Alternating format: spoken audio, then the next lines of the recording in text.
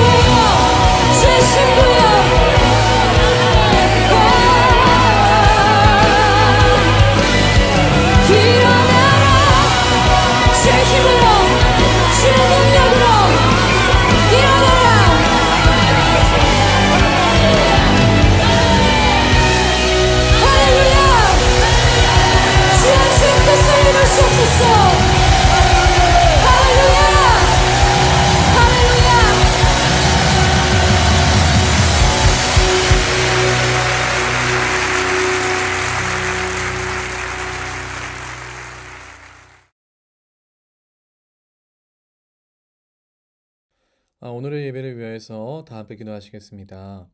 하나님 감사합니다.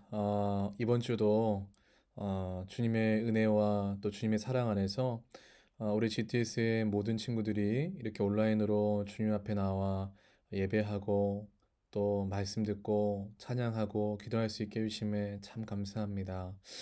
하나님, 먼저는 코로나 위기로 인하여 참 어려움에 빠진 우리 GTS 학생들 모두를 위해서 기도합니다. 하나님, 그들이 이제 개학을 통해서 학교에 등교하고 또 학원 수업도 재개해서 또 학원에도 다니고 있는데, 하나님, 여전히 바깥에는 코로나 바이러스가 창궐하고 있고 또 우리 학생들 그 가운데서 정말 안전이 위협받고 있는 그런 어려운 가운데 있습니다. 우리 주님께서 우리 사랑하는 학생들 한 사람 한 사람을 주의 은혜로 붙들어 주셔서 하나님, 그들이 정말 바이러스로부터 안전하게 정말 지켜줄 수 있도록 성령님, 그 아이들을 또 우리 학생들을 붙들어 주시고 또 보호하여 주시옵소서. 또 특별히 이 예배를 통하여서 우리 학생들 참 많은 친구들이 온라인 예배를 제 시간에 드리지 못하고 실시간으로 드리지 못하고 나중에 또 듣게 되는 친구들, 또 듣지 않는 친구들까지 또 있습니다. 하나님, 우리 사랑하는 친구들의 마음을 어루만져 주셔서 하나님 예배할 수 있음이 기쁨이 되게 하여 주시고 또 예배해야 한다는 그런 마음들도 주님께서 심어 주셔서 하나님 그들이 다 함께 모니터 앞에 나와 주님 앞에 겸손한 마음으로 정말 전심으로 예배드릴 수 있도록 성령 하나님 우리 아이들의 마음을 주장하여 주시옵소서. 하나님 이제 말씀 듣습니다. 또 그 말씀 놓고 기도합니다.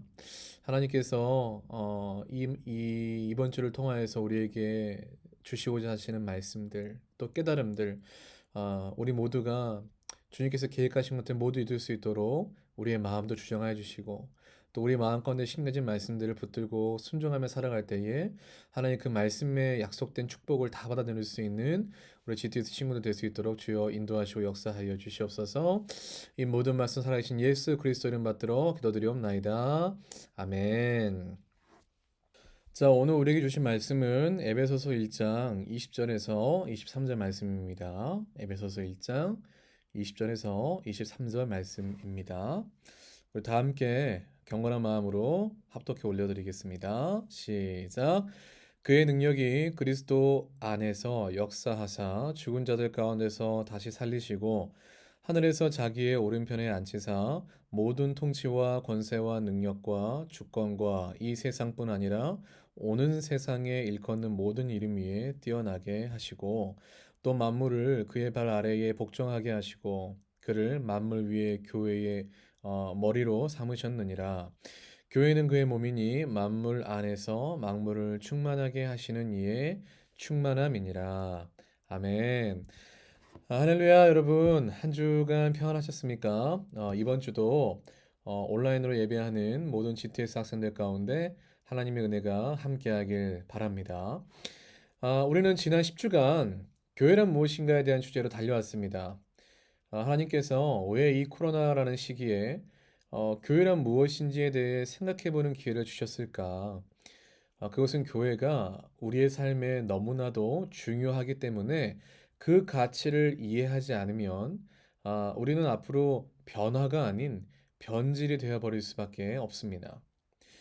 코로나 시대가 자칫 우리를 착각에 빠지도록 유도할 수 있다는 거죠. 교회는 점점 혐오의 대상이 되어져만 가고 있고요. 이 비상식적인 집단들이 모여서 종교 생활하는 그런 비사회적 집단으로 비춰져 가는 이러한 시기를 우리가 살고 있잖아요. 우리들 스스로도 이런 사회를 살아가다 보니까 우리들 스스로도 교회의 가치를 되게 평가절하하기도 하고요. 또 과거의 구습을 탈피하는 것이 또 새롭게 변화되는 것으로 이렇게 오해를 하는 경우도 많더라고요. 그러나 여러분, 앞으로 필연적으로 이 교회라는 것은 변화하게 될 겁니다. 그런데 여러분의 시대에 교회를 위해서 전도사님이 꼭 해주고 싶은 말은 뭐였냐면 여러분들이 뭘 좀 알고 변화했으면 좋겠다라는 마음으로 이 말씀을 드리고 싶었어요. 여러분, 교회가 가진 본질적인 가치와 유익을 정확히 알고 변화하는 것과 그것을 전혀 모른 채로 변화를 시도하는 것과는 엄청난 차이가 있거든요. 그러니까 모르고 변화를 시도하면 그것은요, 변화가 아니고요, 변질이 되기가 굉장히 쉬워요. 사랑하는 GTS 여러분, 이 계속되어져 가는 이 시리즈 설교를 통해서 우리가 지난 10주간 교회의 가치와 유익을 깨닫고 여러분들에게 주어진 이 교회를 더 아름답게 가길 원하는 그 마음에서 우리가 10주간 달려왔습니다. 여러분의 10주간이 어땠는지 참 궁금합니다. 물론 뭐 지루하고 어려운 시간이 되었을 수도 있는데 전도사님의 바람은 그 10주간이 여러분들에게 어, 교회의 가치가 얼마나 소중하고 또 귀했는지를 또 생각해 보게 되는 그러한 시간이 되었기를 정말 주님의 이름으로 소망해 봅니다. 오늘은 우리가 지금까지 10주 동안 살펴본 내용에 대해서 좀 총정리를 해보려고 해요. 오늘을 그래서 지난 10주간 참 많은 얘기들을 했었잖아요. 그래서 오늘은 그 10주간에 배웠던 내용들, 다루었던 내용들을 한번 총망라해서 핵심만 정리해보고 우리가 한번 기도하는 시간을 가지도록 하겠습니다. 자, 먼저 교회는 어떤 곳이었는지부터 좀 기억해 볼까요?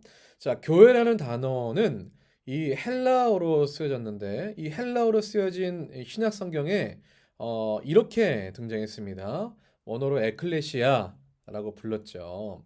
그래서 이 에클레시아가 쓰여진 용례와 또 구약 성경을 헬라어로 번역한 70인역 성경에서 또 이 교회라고 쓰여진 용례까지 모두를 한꺼번에 살펴서 한 문장으로 정리를 우리가 했었잖아요. 그래서 정리를 해보니까 이렇게 정리가 될 수 있었죠. 자, 다 함께 읽어볼까요? 교회란 하나님이 택하시고 세상으로부터 불러내어진 구원받은 백성들로 구성되는 무형적 단일체인 동시에 지상에 존재하는 유형적 단일체이다 라고 정의를 내려볼 수가 있었죠. 그래서 우리가 이 정의를 토대로 그 다음 질문을 했었습니다. 바로 뭐였냐면 정말 교회가 꼭 필요한가 였어요. 필요하다면 어째서 그런 건지 또 어째서 우리에게 꼭 필요한지에 대해서 우리가 살펴봤었는데 저는 사실 개인적으로 이 질문이 정말 중요하다고 생각해요. 왜냐하면 지금의 코로나 시대가 우리 그리스도인들에게 묻고 있는 것이 바로 이 질문이기 때문에 그래요. 교회 정말 나가야 돼? 이렇게 전염병이 창궐하고 확진자가 계속 나오는 이 시대 때 교회에 꼭 나가서 예배드리는 거, 또 교회라는 존재가 우리의 삶에 반드시 중요한 거야? 이렇게 질문을 던지고 있다는 얘기죠. 이 질문에 대한 답을 단도직입적으로 내려본다면 여러분 우리 교회는요. 우리가 하나님 나라인 천국에 들어가기 위해서는 반드시 필요한 기관이자 공동체라고 말할 수 있겠습니다.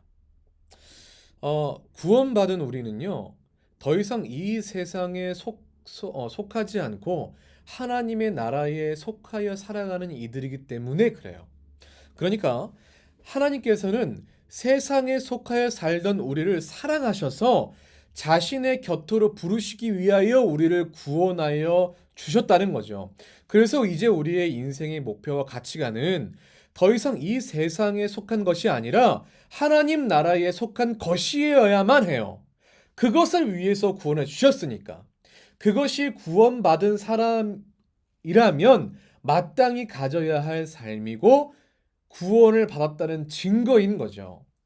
그런데 문제는 여전히 우리는요, 이 세상 속에서 살아가야만 한다라는 것이죠. 이것이 큰 문제입니다. 쉽게 비유를 들자면 남한 사람이요. 겉으로 남한 사람처럼 보이는데 속은 완전히 북한 사람이 되어버리는 거예요. 남한 사람인데 그 속은 북한 사람이 되어버렸어요. 여러분, 그 사람의 삶이 평탄할까요? 그럴 수 없죠. 사소한 거 하나까지도 되게 부딪힐 거예요. 여러분, 이처럼요. 하나님 나라에 속한 사람이 절대 다수의 세상 사람들 틈에 섞여 살아간다는 것이 참 곤욕스러운 일이 많아요. 우리가 그런 일을 겪을 때마다 되게 우리의 믿음이 흔들리고 또 우리의 신분을 잃어버린 채로 살아가게 될 때가 참 많습니다. 하지만 여러분, 걱정하실 것이 없어요. 여러분, 하나님께서 그래서 이 땅에 교회를 허락해 주셨거든요. 여러분, 교회는요, 눈에 보이지 않는 하나님의 나라가 가시적으로 이 땅에 임한 작은 하나님의 나라이자 대사관과 같은 곳입니다. 적어도 교회 안에는요, 세상과 다른 가치관과 세상과 다른 세계관과 세상과 다른 목적이 이끄는 구별된 공간인 거예요. 그렇기 때문에 교회는 천국을 향해 걸어가는 이 땅의 하나님의 백성들을 위한 그 나라의 전초기지이자 보호소로서 그 삶의 여정의 끝이 하나님 나라에 닿을 수 있도록 우리를 성장시키고 보호해 주는 곳이 바로 교회입니다. 그럼 하나님께서는 구체적으로 우리를 어떻게 성장시키고 보호해 주시는 것일까요? 우리가 식물을 키울 때도 우리가 물과 햇빛을 주어서 이렇게 키우듯이 하나님께서도 우리를 성장시키고 보호해 주시기 위해서요, 공급해 주시는 한 가지가 있어요. 우리는 그걸 뭐라 부르냐면 바로 은혜라고 부릅니다. 여러분, 은혜라는 것은요, 하나님께서 우리를 사랑하시는 모든 행위가 집약되어 있는 개념이에요. 그래서 이 은혜를 또 다른 말로 하나님의 사랑이라고도 부릅니다. 이것이 우리 영혼 가운데 공급이 되면 어떤 일이 일어나느냐? 우리의 영적인 상태가 하나님 앞에 성장하고 또 세상의 악한 것들로부터 보호를 받게 되는 겁니다. 그래서 그 은혜의 통로를 우리에게 베풀어 주셨는데, 그러니까 하나님의 은혜의 통로를 우리에게 허락해 주셨는데 그 은혜의 통로가 어디냐? 바로 교회인 거예요. 여러분, 우리 교회 소속 교단이 어디인 줄 아세요? 감리교회예요. 기독교에 대한 감리회. 자, 이 감리회를 처음 창시하셨던 존 웨슬리 목사님께서 이 은혜의 방편이라는 설교를 한번 하신 적이 있는데, 거기에 보면은 하나님의 은혜, 다시 말해서 하나님의 이 사랑을 공식적으로 받는 세 가지의 루트가 있다고 말씀을 하셨어요. 여러분, 그것이 기억나십니까? 이 세 가지가 어떤 거였는지? 첫째는 말씀, 둘째는 기도, 셋째는 성만찬이었어요. 이 세 가지 방법을 통해서 하나님의 은혜를 대망할 수 있다고 목사님께서는 말씀하셨어요. 여기서 중요한 포인트는 뭐냐면 이 세 가지가요, 지금 우리가 다니는 교회, 지금 우리가 섬기고 있는 교회에서 대부분 이것을 통하여 하나님의 은혜를 공급받고 있다는 사실입니다. 그러니까 우리의 삶의 가장 중요한 하나님의 은혜의 대부분이 어디에서 공급되어지는 줄 아세요? 교회를 통해서 공급이 되어지고 있다는 거예요. 이게 포인트예요. 그렇기 때문에 교회 없는 신앙생활은 상상하기 어렵고 상상하기도 싫은 거죠. 우리는 지난 시간에 말씀과 기도와 성례전이 어떻게 우리에게 은혜를 끼치고 또 교회는 그 가운데서 어떤 역할을 했는지에 대해서 살펴보았는데요. 여러분, 기억을 좀 다듬어 볼까요? 자, 첫 번째, 말씀을 통해서 은혜를 받는 방법이 있었습니다. 우리가 이 말씀을 좀 읽고 넘어가도록 할게요. 자, 다 함께 읽어보겠습니다. 시작. 또 어려서부터 성경을 알았나니 성경은 능히 너로 하여금 그리스도 예수 안에 있는 믿음으로 말미암아 구원에 이르는 지혜가 있게 하느니라. 모든 성경은 하나님의 감동으로 된 것으로 교훈과 책망과 바르게 함과 의로 교육하기에 유익하니 이는 하나님의 사람으로 온전하게 하며 모든 선한 일을 행한 능력을 갖추게 하려 함이라. 여러분, 하나님의 말씀인 성경은요, 구원에 이르게 하는 지혜, 즉 천국에 다다르게 하는 방법과 또한 천국에 속한 자답게 살아갈 수 있도록 교육시킴은 물론이거니와 능력도 갖추게 해준다라고 하는 겁니다. 아니, 성경이 대체 뭐길래 이러한 능력이 그 안에 있는 걸까요? 우리 솔직히 까놓고 얘기하면 그저 글자가 기록된 책에 불과한 거 아닙니까? 근데 그런 것이 어떻게 우리를 변화시키고 어떻게 우리에게 이러한 능력을 줄 수 있느냐는 말이죠. 여러분, 성경에 의하면 인간은 세 가지로 구성되어 있다고 해요. 영과 혼과 육신입니다. 세상에 많이 존재하고 있는 명언들이나 삶의 지혜들이 있죠. 또 사람의 마음을 감동시키는 소설이나 책들이 있어요. 우리가 그 책들을 읽고 묵상하다 보면 당연히 좋은 영향이 우리에게 미칩니다. 그러나 그것이 우리의 죄성을 뚫고 영혼까지 파고들어서 우리를 진정으로 변화시키지는 못해요. 하지만 하나님의 말씀은 우리를 찌르고 쪼개서 들어와서 우리 영혼 안에 하나님의 생명력을 심어버리는 역사가 일어나게 된다는 것이죠. 히브리서 4장 12절 말씀인데 다 함께 읽어볼게요. 자, 시작. 하나님의 말씀은 살아있고 활력이 있어 좌우의 날선 어떤 검보다도 예리하여 혼과 영과 및 관절과 골수를 찔러 쪼개기까지 하며 또 마음의 생각과 뜻을 판단하나니. 아멘. 우리가 성경 말씀을 듣고 읽고 묵상할 그때에 그 말씀이 우리 안에 이렇게 역사하신다는 거예요. 여러분, 말씀은요, 우리를 변화시킬 힘이 있어요.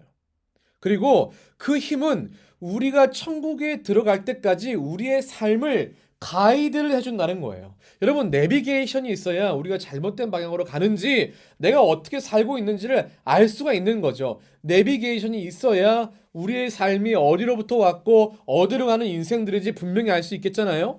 그렇기에 교회에서 선포되어지는 하나님의 말씀, 교회에서 제공되어지는 각종 성경 공부나 공동체가 함께하는 성경 읽기나 나눔이나 이런 모든 것들이 하나님 안에, 우리 안에 하나님의 생명력을 심고 그것으로 변화가 된다라고 하는 것이죠. 여러분, 두 번째, 기도입니다. 기도. 여러분, 기도는요, 하나님께서 우리에게 은혜를 주시기 위해 마련한 통로예요. 여러분, 이게 굉장히 중요한데요. 우리가 때로 착각하는 것이 뭐냐면 우리가 원하는 걸 얻어내는 신비로운 방법으로 착각할 때가 많습니다. 그러나 기도는 하나님의 은혜를 받는 통로예요. 그래서 기도는요, 변하지 않는 하나님 앞에 내 자신을 변화시켜 가는 일인 거예요.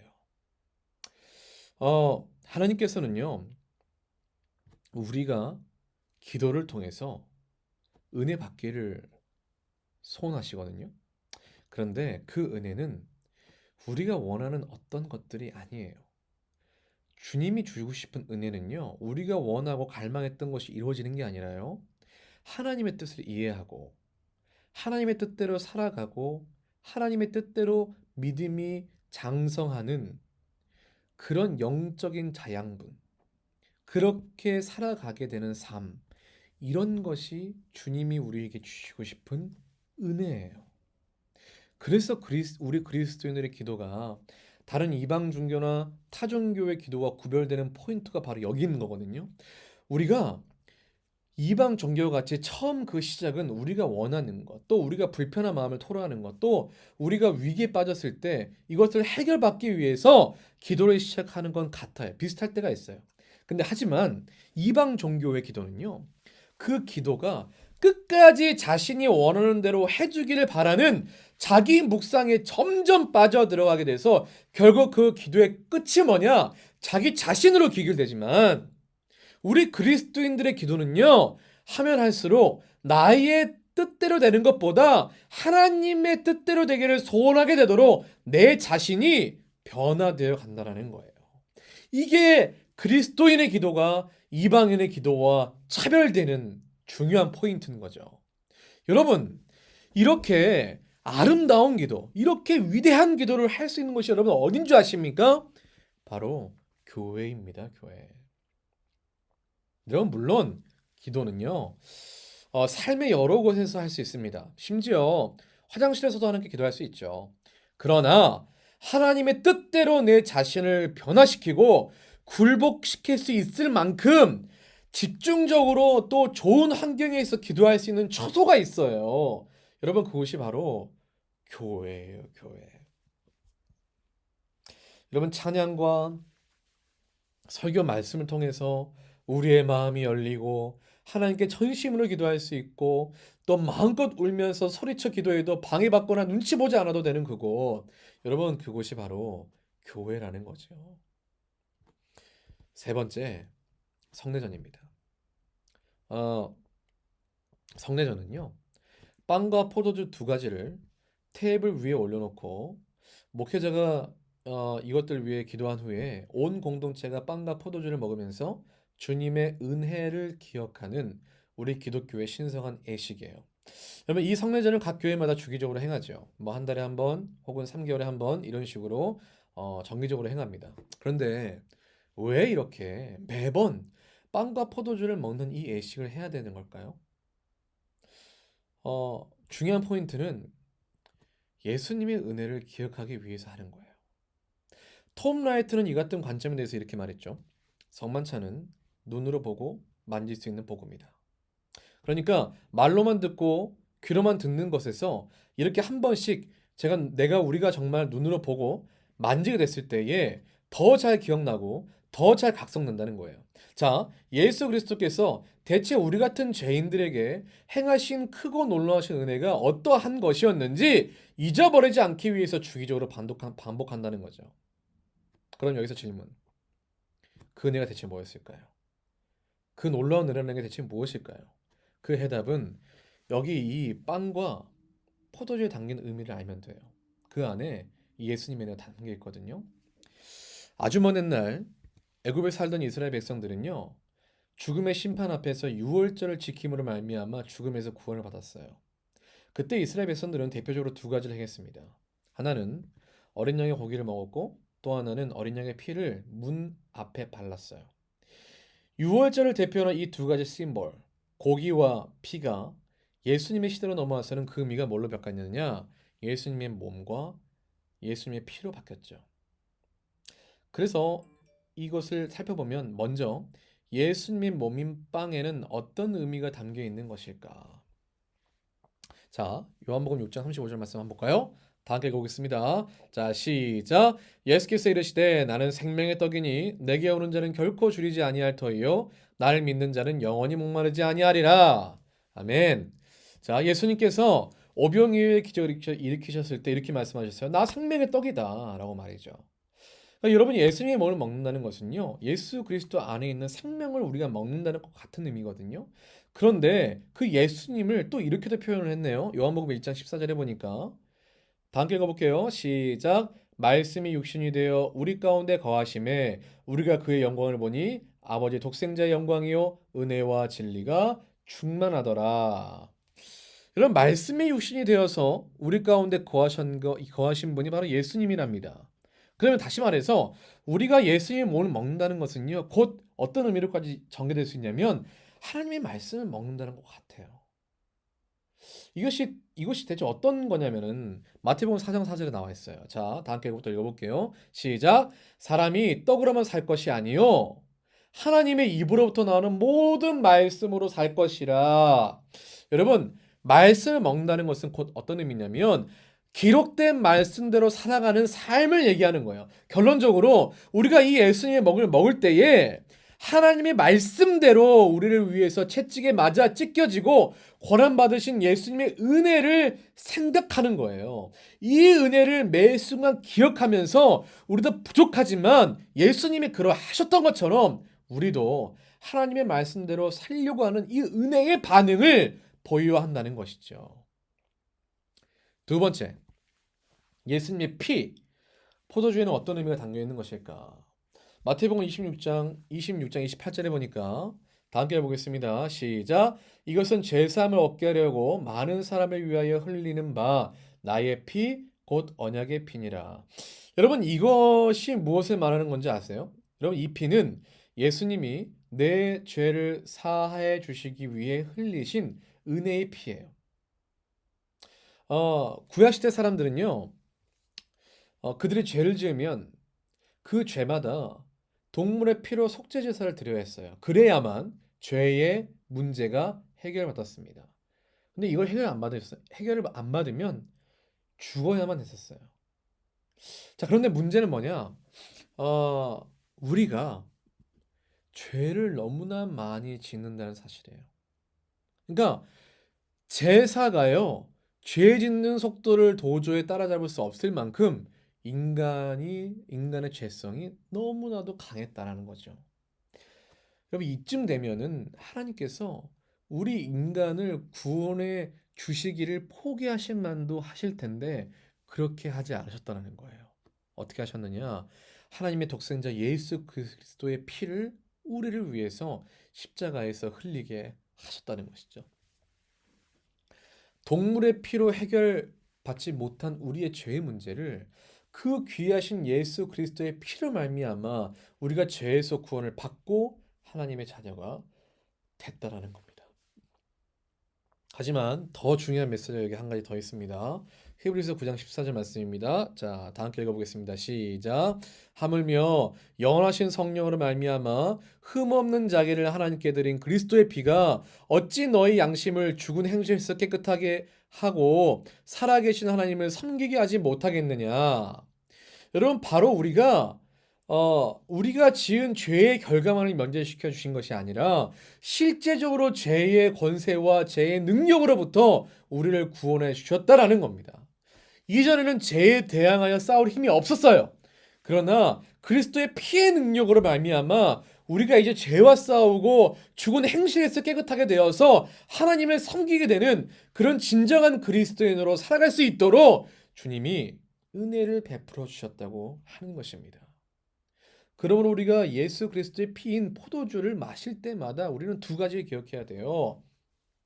나는 더 이상 죄인이 아니라 하나님의 자녀고, 동시에 그래서 하나님의 자녀답게 살아갈 수 있도록 능력 주셨으니까 믿음으로 세상 속에서 거룩하게 살아야겠구나. 이 다짐을 하면서 우리가 먹어야 된다는 것이죠. 사랑하는 GTS 여러분, 교회가 우리의 삶에 왜 필요한지에 대해서 오랜 시간 걸쳐서 생각해 봤습니다. 여러분, 교회는 하나님과 우리를 이어주는 은혜의 통로입니다. 특별히 말씀과 기도와 또 성례전을 통해서 우리는 하나님께서 허락하신 은혜를 먹고 천국에 들어가는 날까지 성장과 보호를 받게 될 것입니다. 우리가 약 10주간 거쳐서 교회가 또 무엇이고 왜 우리의 삶에 교회가 필요한지에 대해서 살펴보았어요. 긴 시간이었지만 이 코로나라는 특수한 시대를 살아가는 우리의 삶에 잊혀져 가고 또 희미해져가는 교회의 소중함, 또 교회의 가치, 그것들에 대해서 여러분과 함께 나눠봤습니다. 여러분 어떠셨나요? 이제 조금 교회가 가치 있는 곳인지에 대해서 생각해 보게 되는 시간이 되셨는지 모르겠어요. 앞으로 우리가 이 세상을 살아가면 살아갈수록 교회의 존립이 또 위협을 받고 또 우리의 신앙이 도전을 받게 되는 그러한 세대 속에서 살아가게 될 것입니다. 여러분, 그런 어려운 세대를 지날 때마다 여러분, 하나님의 은혜가 여러분을 지킬 수 있습니다. 하나님의 은혜만이 여러분을 그 어렵고 힘든 세대 속에서 온전한 믿음으로 살아갈 수 있도록 도와줄 수 있습니다. 여러분, 그 은혜가 교회를 통해 흘러나온다는 거 잊지 말아 주십시오. 이 하나님의 은혜의 통로인 교회를 사랑하고 또 교회를 수호하시고 또 교회를 지키시는 우리 GTS 여러분들 다 되시기를 주님의 이름으로 소망합니다. 우리 다 함께 교회란 무엇인가 지금까지 배워왔는데 이 배운 말씀을 기억하시면서 우리가 기도했으면 좋겠습니다. 기도 한번 하겠습니다. 하나님 감사합니다. 하나님, 우리 사랑하는 GTS 학생들을 축복하여 주시옵소서. 하나님, 이제 이 세대 속에는 교회의 존재 가치와 또 우리의 신앙의 가치가 도전받게 되는 그런 참 어려운 시대를 앞두고 또 지금도 그 시대를 살아가고 있습니다. 하나님, 우리 학생들이 그 시대를 지날 때마다 주님의 은혜를 갈망하게 하여 주시옵소서. 하나님의 은혜만이 우리 사랑하는 GTS 학생들을 보호하고 또 끝까지 그들을 천국으로 인도하게 되는 그런 유일한 길이며 또 힘인 것임을 우리 아이들이 깨달아서 이 은혜를 마음껏 누릴 수 있는 교회를 사랑하게 하여 주시고 교회를 사모하게 하여 주시고 교회를 수호할 수 있도록 도와주셔서 하나님, 우리 사랑하는 GTS 학생들 하나님의 은혜로 말미암아 그 죽는 그날까지 하나님의 은혜 안에서 당당하게 믿음의 삶을 살아갈 수 있는 우리 모두가 될 수 있도록 성령 하나님 우리를 붙들어 주시옵소서. 이 모든 말씀 살아계신 예수 그리스도 이름으로 받들어 기도드리옵나이다. 아멘. 우리 주님께서 가르쳐 주신 기도로 모든 예배를 마치도록 하겠습니다. 하늘에 계신 우리 아버지여, 이름이 거룩히 여김을 받으시오며 나라가 임하시오며 뜻이 하늘에서 이루어지는 것 같이 땅에서도 이루어지리라.